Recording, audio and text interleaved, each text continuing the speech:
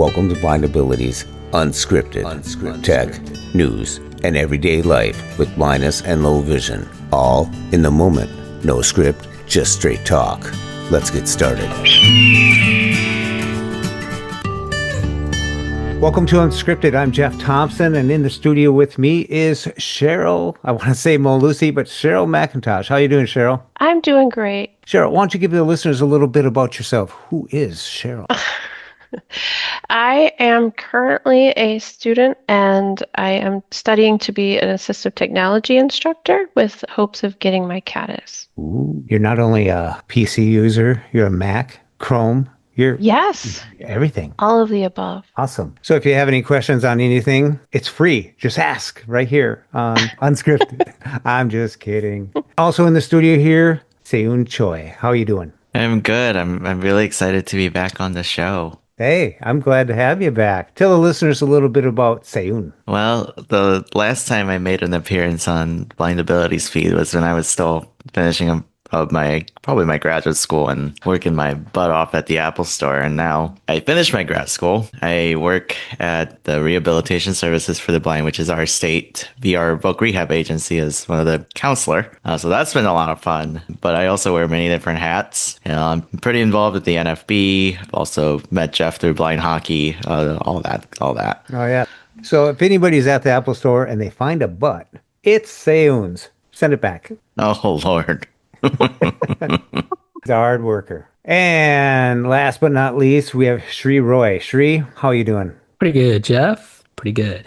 Geez, I met you a couple years ago, 3 years ago, maybe? It sounds about right. Yep. Yeah. Why don't you just tell the people a little bit about yourself? Sure. So first of all, Jeff, I've completed the circle. I installed Blind Abilities. That's my first app on my iPhone, and here I am. I live in Washington, D.C., or close to Washington, D.C., I should say. And I currently volunteer for a couple of organizations. One is ibugtoday.org, and I also volunteer at the Center for Accessibility at the Washington, D.C. Martin Luther King Library. All right. Well, it's great to have all of you here in the studio. And there's a fact that popped up that if you invested $10,000 in Apple 30 years ago, you'd be a multimillionaire today with about $6.9 million. That's if you reinvested the dividends. But you know what? How many times, if you got those dividends, would you start cashing them in? I want a new Mac. I want this. I want that. But that's kind of impressive. And what was it? Right around 2000, they came out with their iPods they had a bunch of different series. I can't remember the name of that first one. The MP3 players. I knew they made a music player. Oh. It was just a little square thing. Does this predate iPod? In checking the facts, we find out that just after Apple iTunes came out, the iPod Shuffle was released. That was in 2001. That was followed up with the iPod Nano, the iPod Classic, and the iPod Touch. And the iPods ended in 2022 after selling over 450 million worldwide. And that's our fact check. Well, I'm a proud owner of a Newton. I still have it. Oh, really? Yep. Is that the one with the little spinny thing in the center? No, it's like a mini tablet with a stylus. Oh, wow. Back in the BlackBerry days, almost. Before then, actually. It was black pixels, where you can type and it will kind of translate it to plain text for you. And I think it was called the Newton. Oh, wow. And the Newton was a PDA. Yes. I knew at one point Apple made a camera, and that one was called QuickTake. Yeah, it's amazing how far they've come. I remember in education, they had the computers. They really were everywhere at one point. And then they kind of faded away as soon as, the PCs and everything came out. And then out of nowhere, they started coming out with these iPods, and they kept growing and producing the iPhone, and boom, boom, boom. There we go. Here we are today. Well, here's a fun fact, Jeff. When I graduated from college, I worked for an Apple store. This is before all the current Apple stores that came out. Mm-hmm. It was the only store in the Northern Virginia, Maryland, D.C. area called Mac Source. Really? Their fame was they were the first to set up all the Mac computers for the Rock and Roll Hall of Fame. Oh. So there was an unofficial Apple store before the company actually went and reimagined retail. Yep. And that's where, people would bring their Macs in and we would upgrade their RAM and hard drive and so forth. And I had a black Macintosh where I could connect my TV and watch TV and use the Mac at the same time in all black. That was before they sealed and welded everything inside when you could actually access them, huh? That's right. Wow. I mean, now you can upgrade the RAM on some of the devices, but it pretty much closed that up a little bit nowadays. Cheryl, Mhm. I had alert notice come across my iPhone today. You're alive. What happened? Tell us about this curtain rod. Okay, so it was perfect. I was teaching a student today, and she was asking about the Face and View feature from JAWS. And so her camera wasn't working on her phone, so I was demonstrating it on mine. And it was telling me that my room was dark. So I went to open up my curtain to let some light in, and the whole thing came down. And then all of a sudden, Jaws is like, it's bright in the room. I'm like, yes, because the entire curtain just came down on me. And I felt like somebody like in a tent that collapsed on them. So I'm trying to get out of this thing. I'm trying to teach. I'm trying to put the curtain back up. Jaws the whole time is telling me that the room is bright or the person's out of view. It's just, it was hysterical. Your watcher's asking you, are you okay? Should we call emergency?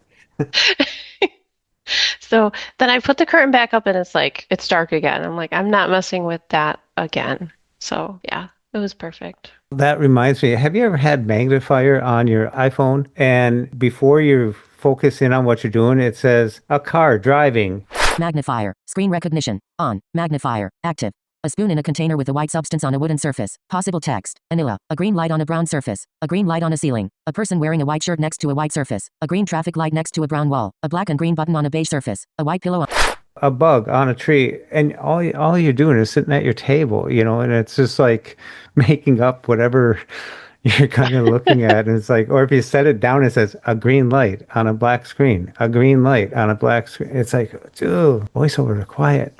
Turn it on sometimes and see what happens. It's kind of interesting, the different things that it can imagine it sees. Mm-hmm. We have a big announcement in Minnesota. Ira.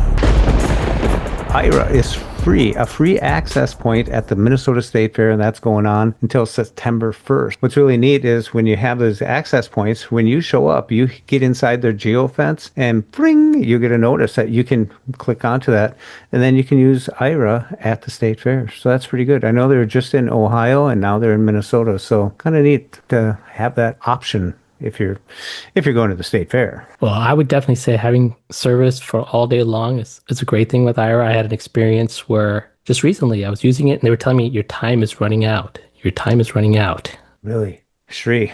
Yes, Jeff. I know you told me this once before and I just couldn't believe someone would do it. I'm going back to the AirTag. You did the demo, and in the demo you actually took your AirTag at a park and just threw it. And then you seeked it out. Tell us about that. Sure. I was doing a demo for iBuck today on the AirTags when they first got released, so I wanted to find out how well it worked. So I decided to go to my local park, and I threw it, not like a quarterback, but like a punter, you know, how well they throw. So I threw it, and then I told my wife to take me about 5 miles away, and I waited for about 15 minutes for the AirTag to get pinged by somebody. And as soon as it did, I went on a treasure hunt to see if I can find it. My wife dropped me off at the parking lot, and I went for a scavenger hunt looking for it, pinging it, and behold, I was able to find that AirTag within 1 inch of where it landed. So the U1 chip did a fantastic job of locating my thrown AirTag out in the park. So when you start out doing that process, first you're just getting a location, and does it say like you're getting closer, and then it actually gets down to like 3 feet, 2 feet, 1 inch type of thing, right? Yeah, exactly. And matter of fact, I tried to play the sound when I was at the park. I couldn't really hear it because the wind noise was kind of oversounding it. But eventually I was able to also hear the sound. But like you said, it was telling me it's, 30 feet away, 20 feet away, eventually 10 feet. And then it started going to the inches and eventually got to like 1 inch and playing the sound that it found it. I was just really impressed that someone took a perfectly good AirTag. I would have like wrapped a little tape around it to make sure it just didn't come out and the battery pop out or something. But actually, I was going to try and get a demo. I was going to go out in my backyard and throw it. I'm sure my dog would have ran over and tried to swallow it or something. But, well, I know where it would be then if you did that, right? Yeah, absolutely. I use one as a AirTag in front of my house to let me know, when I get to my neighborhood, how to walk right to my front door. Oh, yeah, that makes sense. Anybody else use AirTags? I use them on my keys. I have 2 sets of keys, and I have spares ready to go for my luggage. Yeah, I definitely use them when I travel. And I also have one in our vehicles too. Really? Oh, Yep. so you can find your car in the parking lot. Yeah. And I've also used the AirTag on one of my daughter's boyfriend just to see the stocking actually worked or not worked. And it did work after about a day. Did he question it? No, he volunteered. So, but I told him I just want to test this, how long it took for him to get notified if it's stalking him or not. What we do for research, Jeff, Just research, yeah. just for research. How about you, Seyoon? I have AirTags in the hockey bag. I have AirTags in the suitcase. I also have AirTags on my keys. I also have, I think I have about 3 or 4 of them, and I think that serves me well, other than having to change out the battery once a year. Yeah, I like that it gives you an alert down to 15%, and I'm thinking, well, that's not. Tell me when it's 5%. But I suppose 15% is like if you're going to go on a trip, you want to make sure you got some good potent battery in there. The hardest thing for me was to figure out how to change them, and then once I've done it, it's like, what was so hard about that? Kind of putting it in your palm and then pushing down and turning it, and then it pops off so easy in a sense. But if you don't know what you're doing, it's like a little confusing. And I suggest if anybody does it, take the battery out, don't flip it over, just set it straight down, because when you get the new battery out, you want to just feel the little ridge and make sure which side goes in. And as soon as you set it in there, it'll do that really cute sound that makes it like you got connection, and then you put it all back together. Yeah, they work pretty good. I like that. You just put the new battery in and it's ready to go. You don't have to reset anything. Oh, it's really cool. Jeff, I'll tell you a crazy story about those replacement batteries. Mm-hmm. I bought a pair of Duracells of the 2032s. They would not work on the AirTags. Wow. And so I went to the Apple store and I said, hey, why are these batteries not working? The first thing they said, is this a Duracell battery? And I go, yeah. They go, yeah, for some reason, the coating on the Duracell wouldn't work on these AirTags. But as soon as I got like Panasonic or Energizer, worked perfectly fine. Really odd. You think Duracell's back at the lab going, we got to change this?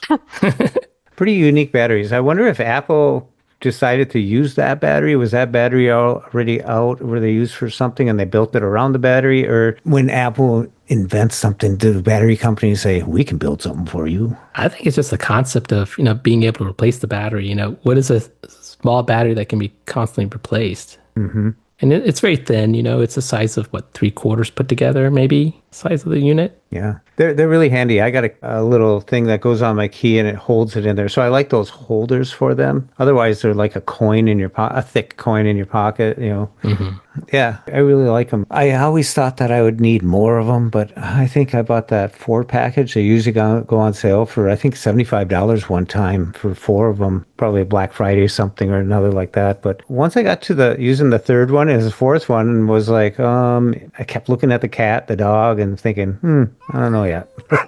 We got September 9th coming up, and Apple is supposedly going to have an event talking about some products, which made me think about, and I put an article, I'll put a link in the show notes for what is the best time and the worst time to buy an iPhone. And basically comes down to any time during 9 months period. But right now, here we're in August, and they say right now is the worst time to buy an iPhone.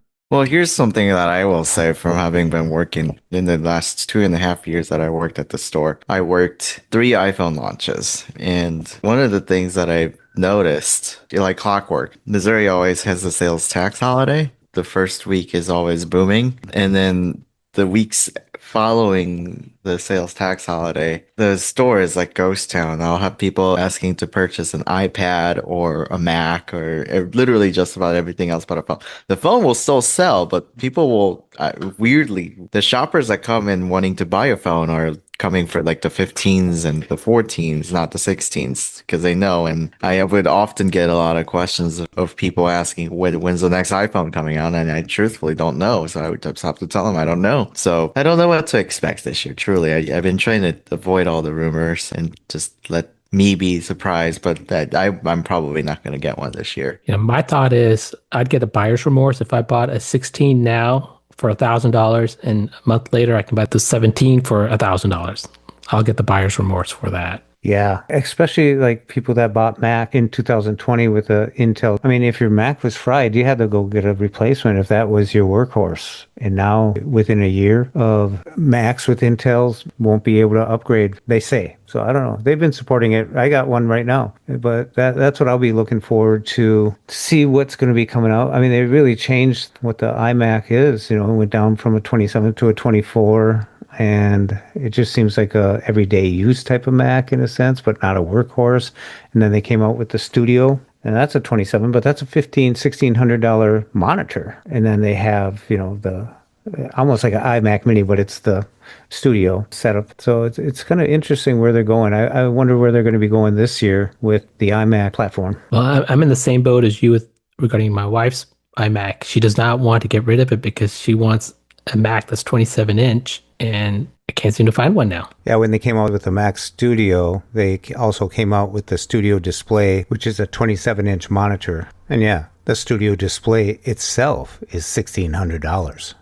Monitor, right? Yeah, $1,600 just for the Studio monitor. A monitor that has to be paired to some kind of a laptop or a Mac Mini desktop, which costs exponentially more if you do the whole setup instead of an all-in-one. Yeah, you can get a Mac Mini for about $700 and get a keyboard, a trackpad if you want it. But it was introduced when they introduced the Mac Studio, which is like a super Mac Mini on steroids. I like seeing what's coming up. I'm kind of curious if it's going to be taped or if it's going to be live. I'm sure it's going to be taped again. I think they're getting off on that. They do a good job at it. So I don't think we'll see another live one. Would you get a new iPhone, Jeff?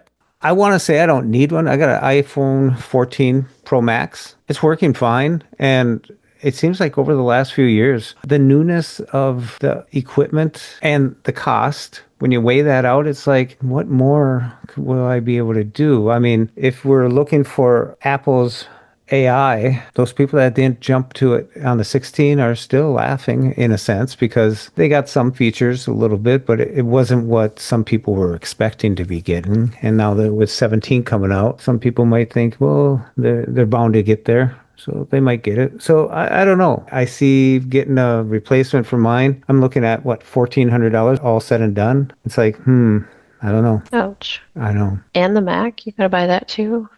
That's what I'm looking at. Mine's expiring, but I don't want to let it expire. I might work it down. And usually the iMacs, I usually see them in the spring. I'm not sure. They don't always follow suit with everything lately. Nothing's following suit almost, except where we know in September they'll probably have an event. I know the MacBook Airs are going pretty good right now with good sales with school starting, and we bought one for our daughter when she was going to college, and we got a pretty good deal. Yeah, they got some stuff coming out, and a lot of people like those Airs, and they even talking about an iPhone Air. Yeah. So, Cheryl, you got anything that you're looking for shiny coming out of the Apple orchard? Well, I just brought the MacBook Air a couple weeks ago, so Yeah. I don't think I'm buying anything right away. But yeah, I'm kind of with you on the phone. I have the 14 Pro, and I don't think there's enough yet for me to want to upgrade. I will be considering a battery upgrade for sure. Yeah, for if sure. I don't take the jump, but I'm down to 84%, so I'm knocking on that door. And you have a 14? 14 Pro Max, yeah. I have a 15. I'm at 81%. Yeah, I'm around that too, 80 some. So I probably need a battery too, but Yeah, well, it's a lot cheaper than $1,400. You know. The cheapest thing to fix on your iPhone is the battery. Yeah, I like that. You just bring it in, takes about an hour. And some people are like, I have to be an hour without my phone? What? I'm like, an hour, dude. Go shopping. Go sit down. Have a chair. Go look at stuff. Go. get a MacBook. It is dangerous when you go in the Apple store because I get a lot of buyer's remorse after leaving the store because I pick up something and then I go, oh, did I really need it or not? And then you're walking through the mall with a big bag with an Apple on it, you know? It's like, I'm strutting my stuff here, dude. Look out. It's like using a cane. People kind of like give you the space then, you know? Ooh, it's got a new Apple. I think that in my mind. It's not really happening, but maybe it's the cane that's doing it. Seyoon, Yes. when you worked at Apple, did you ever work at the Genius Bar? No, I never made it on the Genius Bar side, and I frankly am glad I didn't do that. Oh, really? Because I think the shoppers are much happier on the product side than it is on the Genius Bar side because I feel like people on the Genius Bar are pretty ticked off all the time when they come to the store with something that's not working their way or their phone is cracked. Or I like happy people. We'll put it that way. Is there any interesting stories you experienced at the store? Oh, so many of them. I can't exactly pull one out right now other than the one common request that I got is a lot of people turn on voiceover by accident and their screen is dark. So that's, I guess, one of those rare exceptions. A technician will pull me and ask me to help because they realize that there's boxes and stuff and they know how to turn on and off screen curtain. And so I would step in and assist with turning off a voiceover, and that'd be the quickest appointment of their visit. I've heard some people like to go through and turn on voiceover on a lot of different devices and then get out of there. That is exactly what I was going to say. I've actually done that a few times. Well, now the demo devices have a secret sauce and it'll reset every night. So, but there are people, like I'll go in and just turn screen curtain on and turn voiceover on, and then somebody will look at it and go, why can't I see the screen? And I'll be just like looking and kind of just chuckling a little bit. So it's you. You're the one. You are going to edit this out, right, Jeff? You're going to take my name out of this one? Oh, yeah. I got you covered. Don't worry. No problem. Don't worry about it. Consider it done. Seyoon, I got a question for you.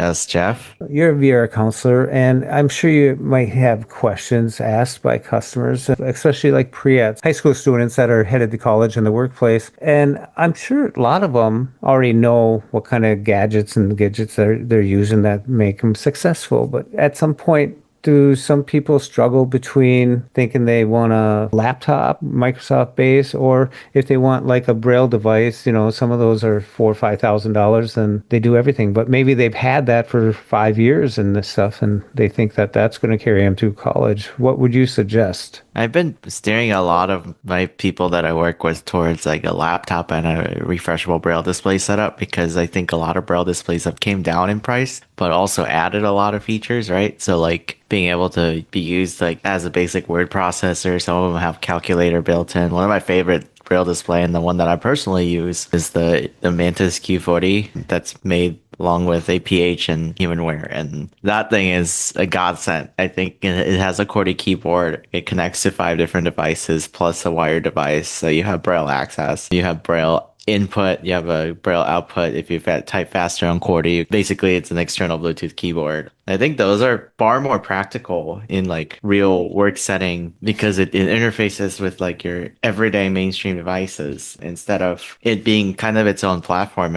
I used to joke that like Braille note takers used to be like literally what it was told to do. Like it was a Braille note taking device, and eventually it kind of became a Braille computer that runs an older inferior version of like Android. And and then some applications don't work. You can't. I had one story where a teacher of a blind actually said that like the student had this note taker forever, and then they could not even join the school's Wi-Fi network because there's all the security protocols in place, and the IT would not be able to assist with the note taker. Always regular computer, whether it's a Windows or Mac, plus a refreshable Braille displays. I think it's a way to go. I think so too. Someone else told me that that's their setup too, so I'm glad to hear that. I want the Mantis. I've been looking at Braille displays and I've been going back and forth with which one I want, and I keep going back to that Mantis because it has that QWERTY keyboard. I like it because it's Humanware, basically. It's APH and Humanware, but it's the Humanware dots and everything like that. The quietness of it, the name. Not Mantis, but there's also the Chameleon. But that's even smaller. I think that's a 20 cell. The 40 cell Mantis is very popular with people that are in the workplace. Cheryl, earlier you mentioned about you're in school learning to teach students. What's it like to teach people JAWS and other type of technology? It's interesting. So I have had a wide range of students, some who are very familiar and they're just kind of getting a refresher. And I've had others who, they've never used JAWS a day in their life. So it's been really interesting, to be honest. It's interesting sometimes like when you feel like you're telling them something and you don't know that they're listening. And then the next day they do what you told them. And it's like, yes, it worked. I find it to be really rewarding, to be honest. I really like what I'm doing, helping people with everyday things. There's something I learned about. I taught woodworking, and teachers always have these sayings. An instructor was trying to teach his class Einstein's theory of relativity. And he did it all the way across 3 chalkboards, and he turned around and everyone looked dumbfounded. So he erased the board and started again. And he did it again, and same thing. So he did it the 3rd time, and the teacher finally understood what he was teaching. Do you find that when you're teaching someone that, I know I do stuff like almost muscle memory, that when you have to slow it down and step by step, how's that going? Yeah, and honestly, like I just press the keys, and so I have to think about it. Like, wait, what keystroke is that? I can just do it, but I have to think about it to tell them. You know, what's funny is I got this Mac recently, and I haven't had one since like 2016 or something like that. I haven't used one. And it's like my hands just went right to those VO keys, and I was like pressing VOD, like it's like somehow embedded in my brain, these keystrokes. It's just like, yeah. Yeah, when we started the show here, Sree asked me a question. How do you hit record or record to the cloud? And I just froze. I was like, and I explained a little bit what I do, but then all of a sudden, you know, like you said, at the end of a tree menu, most of them do say like Control Shift R or Control R, you know, something of that nature. So that's a good tip for people to use when it's there. Hear what it says. Hopefully we're recording, folks. So Sree, I think you put a placement down on some smart glasses. Yes. What made you pull the trigger? What was it that made you do it? Well, I'm currently using the Ray-Ban Meta glasses, and the reason I got those, you know, everybody else in the blind community was getting them. And then I heard Agia came out end of last year, and they mentioned about these glasses are built for blind people with the intent of it being for blind people. So I put an order in for that one. And then last week, you know, we kind of mentioned about Envision earlier. Though, you know, I guess the solo glasses was pre-ordered for those. So I ordered that one too. Now, I'm not sure what glass I'm going to end up actually using at the end, but I can definitely say the Ray-Ban Metaframes, obviously, I think I read some article a couple of days ago, they've sold over 2 million. I think they have about a 73% market share on the smart glasses now. And for me, they're doing a pretty good job compared to when I had the Celeste glasses some time ago. So I am kind of looking forward to what Agia can do to see what features they're offering. I know they do people detection, and obviously they do people description, with the Ray-Ban doesn't do. So there's some benefits in that. Then I'll have to see how Envision glasses comes out. I've heard right now they don't support any third-party apps or integrate third-party apps. So we'll have to see how that turns out. So at the end of the day, I'll have 3 glasses, and they may be in a rotation, or 2 are going back. I didn't know we had a smart glass junkie on the show here, but that's impressive. That's really neat. I was about to say I'm really impressed. I'm just not quite fully bought into the glasses thing yet. Maybe I'm just paranoid that wherever I'm going, the lens is constantly looking at me with my surroundings. Yeah. I will say, you know, a couple of different places I went to, the glasses really helped me. One thing I do like about the Ray-Ban glasses compared to using, let's say, Be My Eyes AI, because when I take a picture of something, the Be My AI is just describing way too much information, probably more what I'm actually looking for. Whereas with the Ray-Ban Meta, if I say, what am I holding? It's just describing what I'm holding and nothing else behind it, underneath it, to the left and right of it, to top of it. It's just telling me exactly what I'm holding. Yeah, you're holding a pencil with green grass in the background, a sunny day, and birds flying around. Yeah, like sometimes it says, oh, it's a person with a white cane, so he must be disabled, and he's got black shoes on. And I go like, okay, I really don't need to know that much information about what's in front of me. Access AI, that's from Ira, their version of like Be My AI. They have a level that you can set. Access AI preferences, button.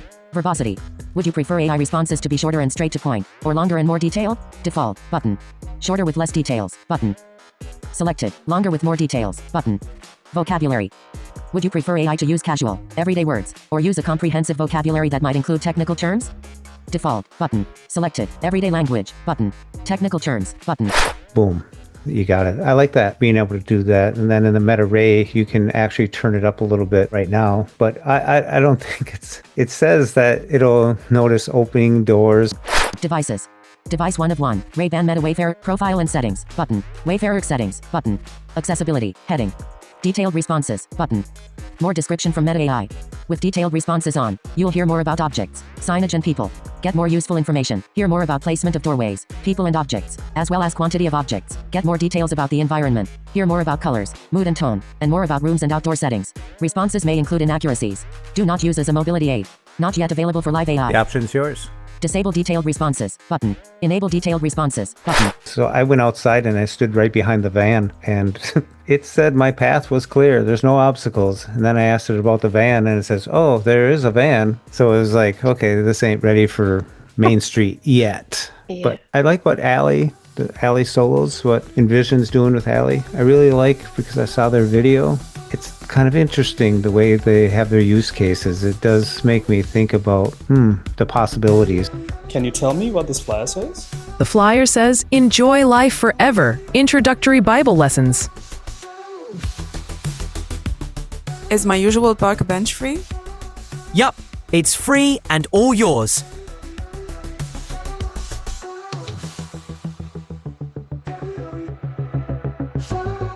Hey, what am I looking at? Ah, you're in front of a large bronze statue of a young woman in casual clothes with her hands in her pockets. It's called Moments Contained by Thomas J. Price. Does it look like it's going to rain today? It does look very cloudy, but I just checked the local weather and it shows 0 chances of rain. So, you're good. Presenting Ally Solos glasses, ultra lightweight, camera-enabled smart glasses, built for accessibility and designed with the community. Built on Solos' award-winning hardware and powered by Ally, the most accessible AI assistant. Designed for people who are blind or low vision, older adults, and anyone who wants to move through the world with confidence, clarity, and ease. Want to read a menu? Just ask. Need help recognizing what's around you? Done. Trying to find the right bus stop, identify a product, or hear what's on your calendar? Ally's got it. Just say what you need and go. Ally Solos Glasses. Smart glasses for everyday independence. Available for pre-order now. That's where I'm watching, so I'm glad you're getting those. Yeah, I think we're at the tip of the iceberg with these things, and they're only going to get better. I will say, if this matters or not matters, how they look, from everything that I've heard from other people who are sighted looking at these glasses, they definitely say the Ray-Bans look nice also. Yeah, I got the purple ones. The purple color frame or the lens? The lens. Lens. Yeah, they're like the transition amethyst ones. Really? Yeah, I was just excited. I did a beta test, and I just got the ones that I got, and it was really interesting to see how far they came in the testing process. It was really interesting to see how smooth it got. And so that was really interesting to do. And I'm really curious where we're going to be with this in 3 years. Absolutely. I think when I first got it, I was about to return it because I thought this is basically going to be useless for me till, I got the hang of it. Remember, you mentioned something about that. I was listening to you on iBug, and you made a comment of that sort. And I was like, an unhappy camper. Yep. That was right in the beginning. I think you just got them. So something made you to decide to keep them. Yeah. And now I use them all the time. Just simple things. I do agree with you, Jeff. There is a lot of hallucination that occurs. Sometimes I do have to ask, are you sure? That's when it's critical. I always say, are you sure? To get a verification check. Because it usually corrects itself when I say, are you sure? Sounds like me talking to my kids. Are you sure?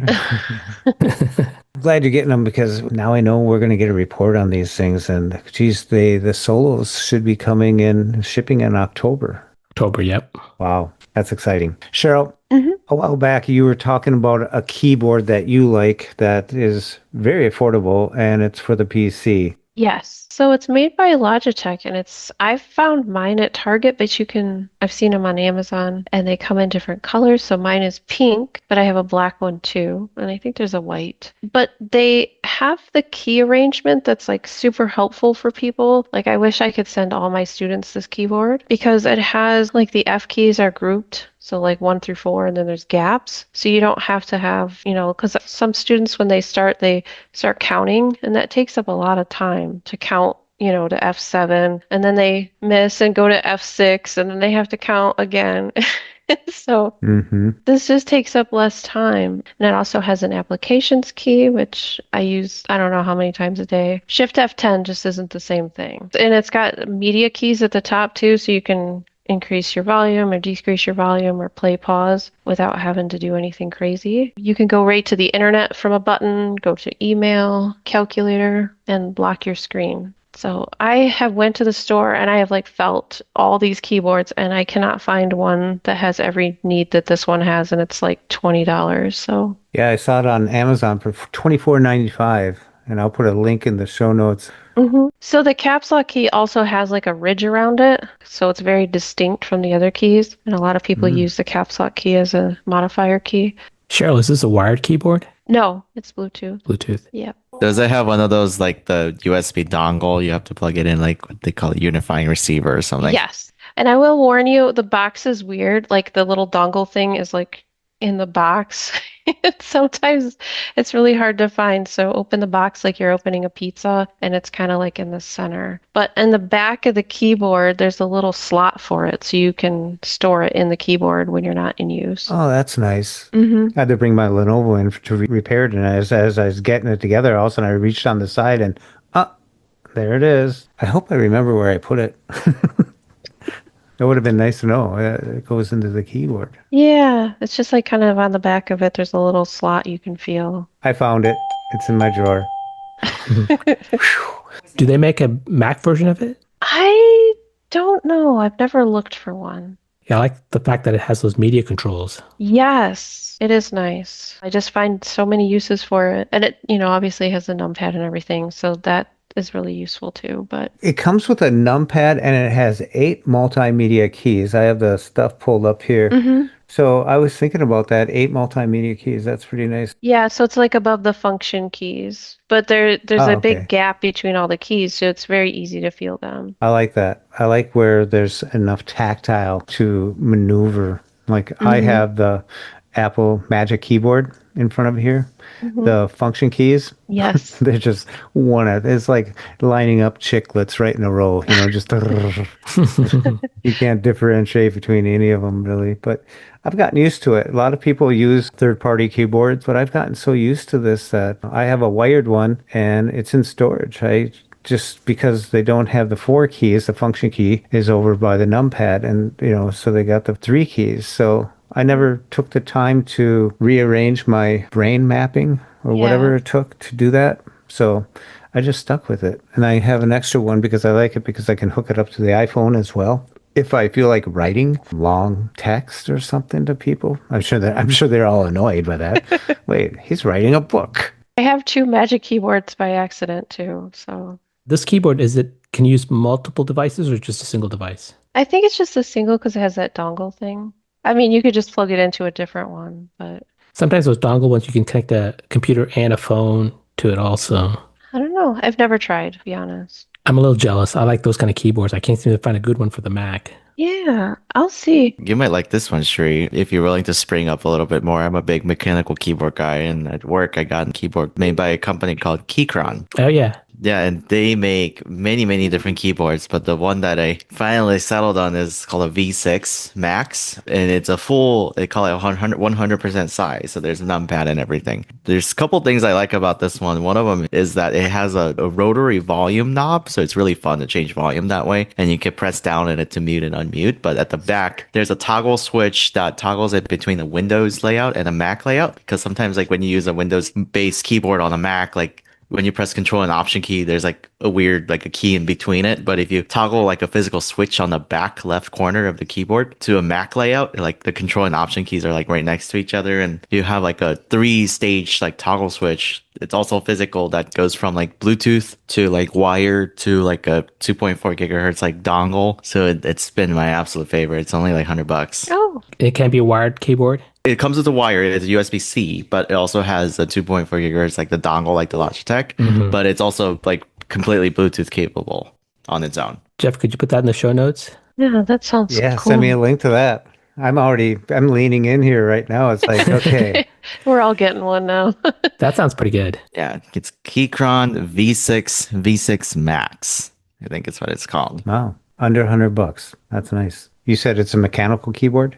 Yeah, so it's a mechanical keyboard, so you get pick between like three different switches. So I had to do a little bit of digging on like what those switches really meant. Like I think there's one called like red switches, brown switches, and the banana switches. I'm like, I don't know what all these switches really mean.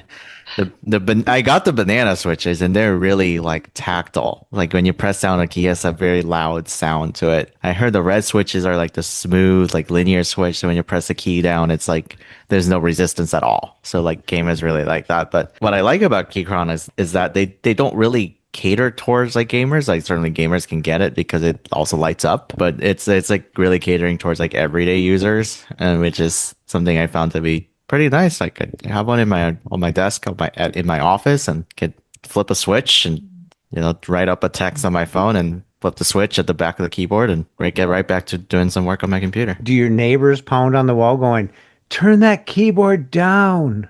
No, that hasn't happened just yet. But I guess it's pretty well insulated, even though I could hear like murmurs of voices through the thin walls. But maybe I'm not. Hopefully, I don't bang on the keyboard too hard. Is it a good click sound though when you're using it? Yeah, I've been pretty pleased. I watched some YouTube videos because I wanted to hear how the switches sounded, and I really liked the switches on them, the tactility of the keys, and it's high profile, so I almost had to like get some kind of like a wrist pad to like put my wrists on it because I didn't think the keys are going to be so tall. But I guess I learned a lot just to make sure I get the right kind of keyboard if I'm going to be typing so much. You're going to meet your downstairs neighbor. He says, "Do you tap dance or what's going on up there?" That's really neat. I'm glad to hear about that because I like the old school keyboards. I like that feel of it. And after I've been on this Magic for a while, this is nothing like mechanical, folks. This is like flat, just soft, but you get used to what you get used to. So it'd be nice to change it up once in a while. So anybody got any tips and tricks that they just came across lately? Well, one thing I learned, and I've been using an iPhone for some time, and I learned the timer. And I typically say a timer for set a timer for 10 minutes before doing something. And I just realized you can set a timer at a specific hour, like set a timer for 10 a.m. and it'll start the timer from 10 a.m., which I never used before. Oh, really? So at 10 a.m. you start the timer? Well, the timer will do a countdown from 10 a.m. Let's say I want to set a timer for 10 a.m. Or like for today's call, I could have set a timer for 8 p.m. instead of set a timer for 10 minutes. Oh, yeah. Things like that. So then all of a sudden you get a beep, beep, beep, or whatever notification that timer's up. Yep. Because if I set an alarm, then it would just go off at 10. I won't get a countdown. Yeah.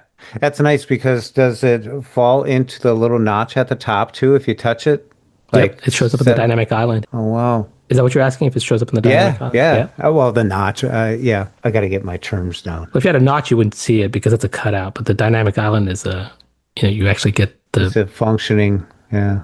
I actually like that dynamic island. Some people don't like it. I think when it first came out, like the use of it, I don't think they actually had a lot of features. But now, they're throwing more things into the dynamic island. Mm-hmm. It's a lot more useful than the notch was. Absolutely. Yeah, there was no use. One advantage of the notch is it actually told me where to touch on the screen to change the proximity sensor because I could actually feel it, Mm-hmm. Now it's like I got to kind of hunt for it because I don't know where to touch for the proximity sensor. To switch between the in-ear and speaker. Oh, I see. Yeah, when you put it up to your ear, then when you take it away, speaker comes on. Yeah. Yes. Yeah, I think they need to work on that proximity sensor a little bit because sometimes I'm talking on the phone and all of a sudden my cheek touches it a little bit and all of a sudden the voiceover starts talking sometimes. Yeah. Like, maybe the light is shining through my other ear and coming out the other side.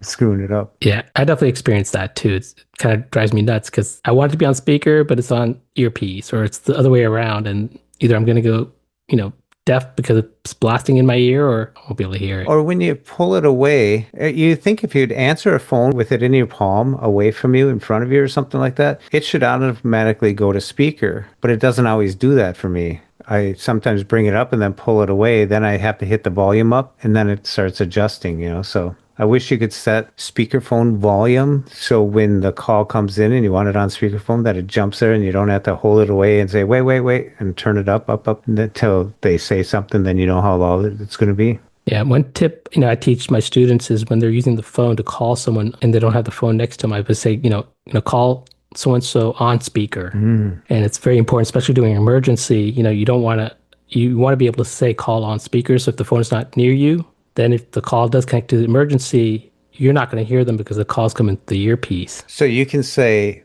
hey, S lady, call on speaker. Yep. Ooh, I got to start writing this stuff down. Or I should listen to the podcast when it comes out. There you go. Well, I want to thank all of you for coming on. This is the first episode. We're just kicking the tires, seeing how it's going. I think it went pretty good. Seyoon, Sree, Cheryl, thank you very much. And we'll see you next time on Unscripted Tech, News, and Everyday Life with blindness and low vision. All in the moment. No script, just straight talk. Thanks for listening.